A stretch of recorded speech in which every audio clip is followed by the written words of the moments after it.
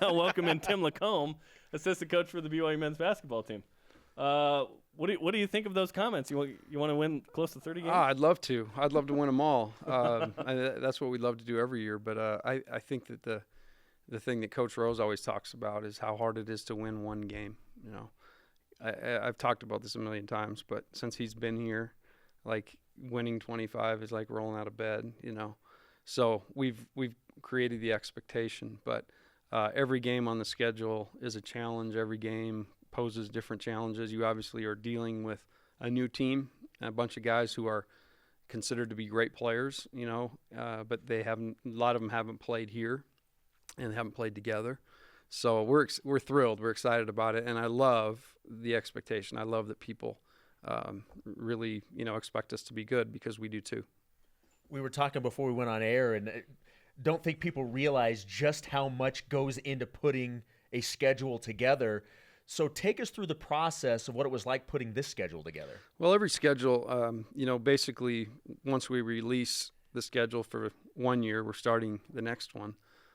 So we're already putting things in place for next year and even the year after, trying to put things in. But we want to challenge ourselves. We want to try to get the very best teams we can. One of the biggest issues here in our deal is not a lot of teams want to come to Provo. You win 90% of your home games, you know, people look at that and go, wow. So we're fortunate, you know, over the years we've been able to get some good games. This year, home-wise, we got Colorado in a return, and then we play a lot of neutral games, which, you know, neutral games are really good for a couple different reasons. They really kind of help to prepare you for playing your conference tournament, because you're playing in a neutral, different building. Mm-hmm. And then if you're fortunate enough to get the NCAA tournament, we're playing in a couple NBA arenas similar that we would play in NCAA play. So we've got a challenging schedule. We've got a bunch of young guys, but man, we're looking forward to it. And scheduling here is like, you know, every place has got their quirks and difficulties, but this one, it's hard to get teams to want to come play us here in Provo. What kind of scheduling criteria do you use? Because I'd imagine you'd look at your roster and say, okay, let's tailor this to maybe who we are and what will appropriately prepare us for conference play. Really what we try to do, we get a couple of reports based on a 5-year RPI, what teams have done over a 5-year period. And now they're even getting to the point now where they're projecting based on teams' rosters, and they update them all summer long as transfers leave and come and everything. They are projecting what RPIs are going to be for the upcoming year. So there's a little bit of this that you kind of have to crunch some numbers, try to figure it out. A couple of these games, like Coppin State and the Coastal Carolina games, are part of the MGM main event. So they're part of a tournament. They were assigned to us, so we didn't have really any leeway as to pick our opponents. Same with, obviously, you go down there, we're playing St. Louis in the first round. But there's a big part of this thing that we have to really go out and try to find the very best games we can find, and then hope that, you know, we can put them in a order that our guys can be successful. But we really are trying to, as best we can, challenge ourselves every year. As you mentioned, there's so many different factors that go into putting a schedule together. But as a staff, do you guys, when doing these kind of things and talking about teams, how much do you look at, okay, well, our goal, based off of our goal, and our goal is to get to the NCAA tournament, you know, we need to do this. How much does that stuff factor into it? Well, we know we have to play, you know, your RPI has to be strong. I mean, you have to play Power 5 teams. So, you know, every year we try to get as many of those, because you play those teams and beat them every time they play another Power 5 team all year long. You're basically accruing credit. So those games against Power 5 teams are really big. Obviously, this year we had that game with Utah in place that fell through. So that's kind of one of the gaps on our schedule. That's a really hard game to replace, not only because people around here love that game, but Utah's really, really good, and they carry a great number. So losing that game this year hurt us, because really we had in place Colorado, Pac-12 team, Utah, Pac-12 team coming into our place. And so we lost that game, and that one was kind of tough. But overall, our goal every year is to try to get the very best teams we can, and the numbers, you know, then hopefully can help us along the way. Tim LaComb, BYU basketball associate head coach, is on BYU Sports Nation in studio. You talked about those Power 5 teams, so those are potentially Alabama, USC, Illinois, Colorado. Yep. Pick those up. So that's a good little slew right there. Let's talk about the West Coast Conference format. So a little bit of a change this year. Luckily, you're not on the road for 4 games in a row or anything crazy, right? Yeah. Like last year. And there was some drama there.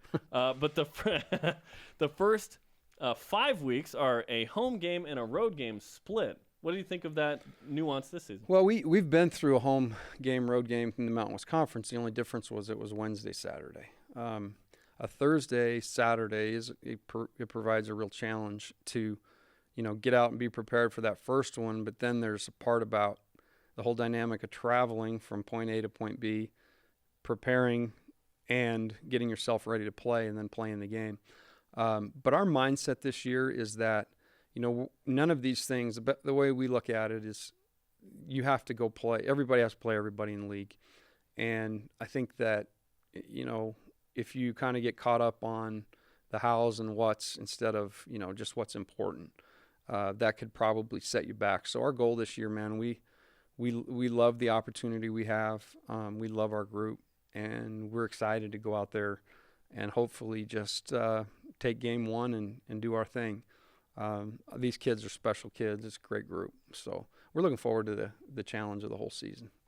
I love the way that the conference schedule broke for you guys. And we were talking about this earlier in the program where as soon as it comes out, you immediately, okay, so when's BYU playing Gonzaga? When's BYU playing St. Mary's? And those 4 games, 3 of them are in February. Do you look at it as a good thing that you get those teams later in the conference season, or does it even matter? No, we don't look at it at all. In fact, first thing I did was looked at it and like, oh, we open with Santa Clara. You're practically looking, as a coach, you're looking at the first crack you get in the league. And so obviously those things, there's probably positives to that. But I think in our league particularly, if you look past, like we learned last year, if you do not take care of the games like Portland, Santa Clara, Pacific, different games like that, the Gonzaga game, that we went and won up there, it didn't really equate very well because we didn't take care of the other ones. So we just have to knock these things off just like they stand. But it, maybe for a young roster and looking from the outside, maybe that is a good thing. And there's a new dynamic as well with new coaches at Portland, San Francisco, Pacific. Were those the 3, I think, this year? In San Francisco. Did you say San Francisco? Yeah. So yep. It'll be a lot of fun. Damon Stoudemire, Terry Porter in the WCC should be great. At this point before the season, before you're breaking down film of the first opponent and whatnot, do you have a discussion as a coaching staff about maybe the ebbs and flows of a season and, okay, what do we think it will take to get into the dance based on who we're playing? No, I think really all we're focused on right now, we just wrapped up summer, and our guys worked their tails off this summer. Finished this morning with a mile run that they had to hit a certain time, and they're all really excited because the last workout's done. And this summer has been kind of like boot camp. It's been we've made some changes in the way we approach the weight room, the way we approach conditioning. And I think they're all strength and conditioning coach. Right. And the guys really, they came to us and were like, this has kind of been more of an individual thing. We want to make this strength and conditioning thing a team thing. And so really our aim right now is let's get our guys in the very best position we can as coaches to go out there and play as free and as hard and as good as they can play. And if you do that, you truly do that, then everything else kind of takes care of itself. We've got a talented group. We've got a really deep group. Now it's just a matter of getting them all to gel and play together, and then the sky's the limit. Who ran the fastest mile? Davin Gwynn. Davin Gwynn. Yeah. What was it? Do you remember? 5:01. 5:01? Really? Yeah. Wow. Yeah. Everybody made it. I would need to triple that. Everybody made it well under 7. I mean, I think the bigs even ran it under 6:30 or so. The bigs ran it under 6:30. Yeah. Wow. I don't quote me because I don't have the chart. Got to be ready for that pace. It's good. Terry Nashif ran a big time mile today. Did he? Oh, he ran it? Oh, he's been in conditioning the whole time. Did you run But it? not you. No, come on. Tell you how bad I am. I stopped at the little chevron over there and got a a 32-ounce Diet Coke, and Of course you did. and a package of Zingers.